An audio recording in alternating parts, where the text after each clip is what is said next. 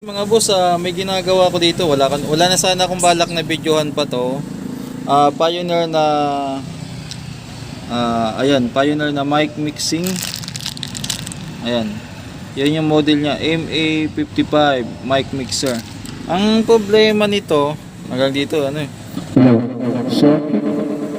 basag yung audio niya. Ang akala namin ng may-ari ay papalitan lang ng pitan. So inuna namin pag-usapan yung conversion. Yan.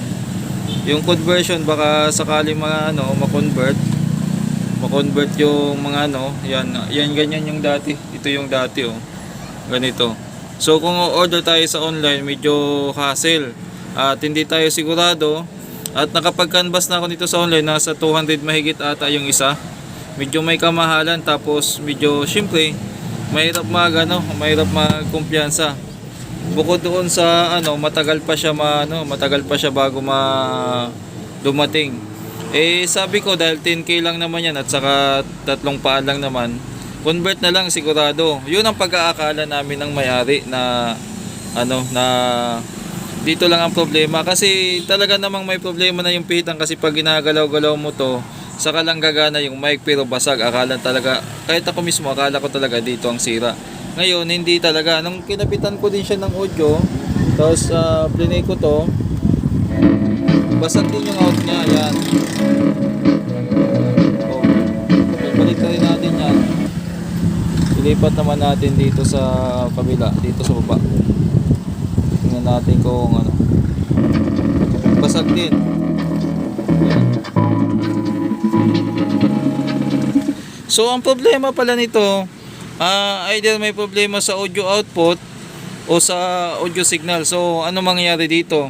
Dahil napalitan naman natin ang pihitan, ang gagawin ko dyan, ang pinakaunang gagawin ko, i-inform ko yung may-ari na yung plano namin na palitan ng pihitan ay nagawa naman, kaya lang hindi siya successful.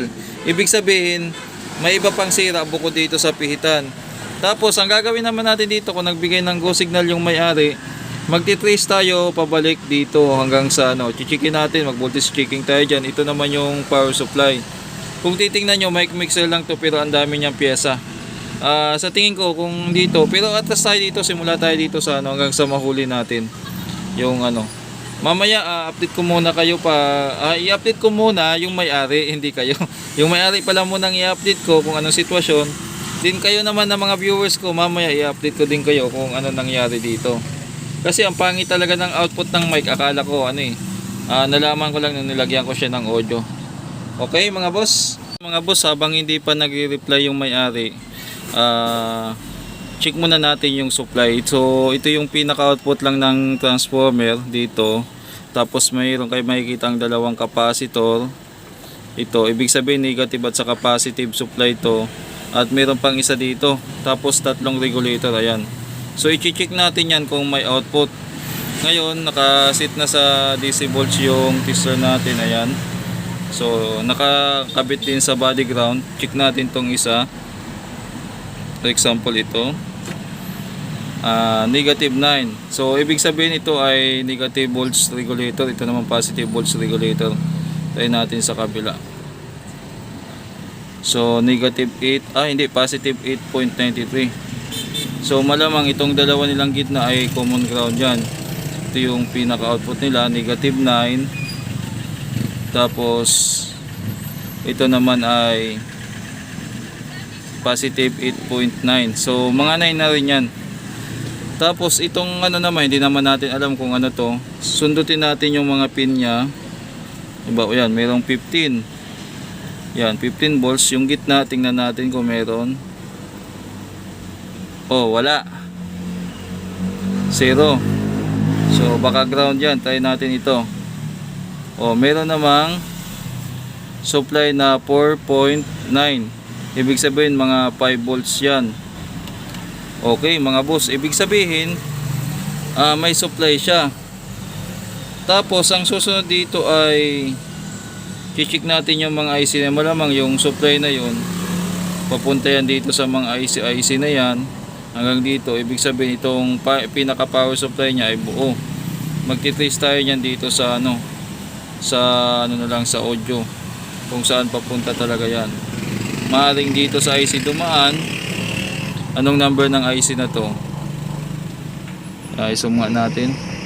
Hindi makita. Aha. Malabo mga boss, masilaw o ano? Sa lubong sa ayan. TC 4066 parang ano to eh. Para multiplexer ata to, hindi naman to op amp. So ang hanapin natin kung saan papunta tong yung output nya. Kung saan papunta, iti-trace natin yan. So gagamit tayo ng audio tracer dyan. Yan, baka ito yun. Itry natin hanggang sa ano. Maobliga talaga tayong kalasin tong mainboard nya para makita natin kung anong sitwasyon. Okay naman yung supply, kalasin na lang natin sa ilalim para makita natin mga boss. Okay mga boss, ito na, nakalas na natin yung pinaka board. May repair na rin pala to, ayan o, mapapansin nyo. May history of repair na to. Siguro ang unang step natin dito mga boss, kung ano, ito may resolder na rin. Ang unang step siguro bago tayo mag audio trace dyan, ito kasi yung pinaka output nya. So naka-on pa ata to. So yung pinaka output nya, alanganin yung ilaw ko sa lubong sa ano, kaya yung mapapansin yung dot na ano eh. Yung output nya papunta dito sa IC, tapos papag-aralan ko pa yung papunta. Pero ang gagawin ko dyan, i-resolder ko na lang siguro muna tong ano, yung buong ano linya, tapos i-testing ko ulit. Baka sakali na lang eh matsambahan natin. Kakaiba to eh. Akala ko magpapalit lang ako ng pihitan, ayos na.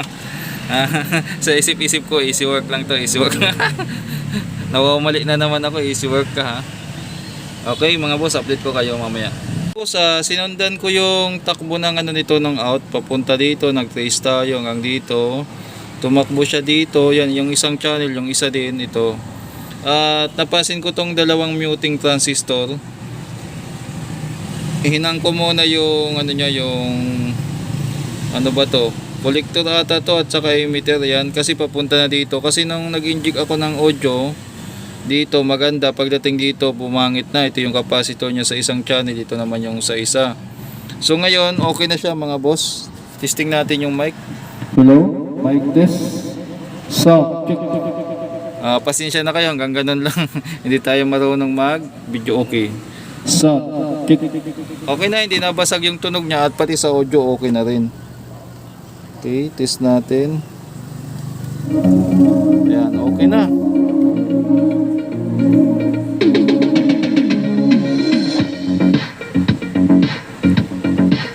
Natin kung naka-muting.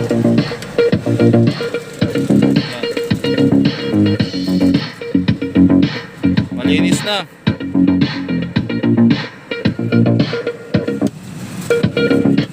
So mga boss, may problema ata yung transistor na yan.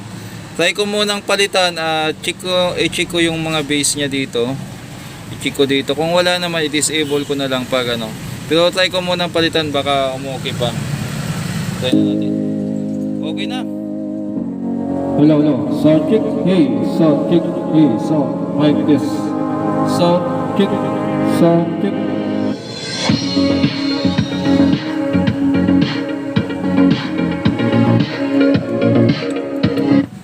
So mga boss, update ko lang kayo mamaya kung ano mangyari. Maghanap muna ako ng itong transistor na to. Ano bang ng value nito? Okay naman kasing supply, pero minsan naglolo ko talaga pag matagal na yung mga ano. Ayan yung dalawang yan, oh, mapapansin yung katabi yan, yung transistor na yan, oh. Papalitan natin yan. Muting transistor po yan, kasi kung mapapansin nyo, madami no sa ano, sa pump kasi yan. Ituturo na natin. Kung mapapansin nyo dito, ito ay naka-ground yan. Tapos ito yung pinaka-signal niya galing dito. Papunta na yan. Ay, ito, i-trace natin itong isa. Ayan o. So, papunta yan dito. Yan. Yan. Sana ba ano nito? Nalito na ako. Ito. Yan. Dito na yan. Tapos, magsiswitch na yan. Katulad nitong isa, may capacitor din. From dito, ito, mas malinaw. From dito, tatawid siya. Tatakbo siya dito, then may capacitor. Nag-inject tayo ng audio signal din yan, just dito hanggang sa makarating na dito sa emitter nya. So linisin natin yan, tatanggalin ko lang tong transistor na to na dalawa, papalitan ko. Kung magloko pa rin, i-disable ko na lang. Yan mga boss, at sabi ng may-ari kasi gawa ng paraan para umukay yung tunog.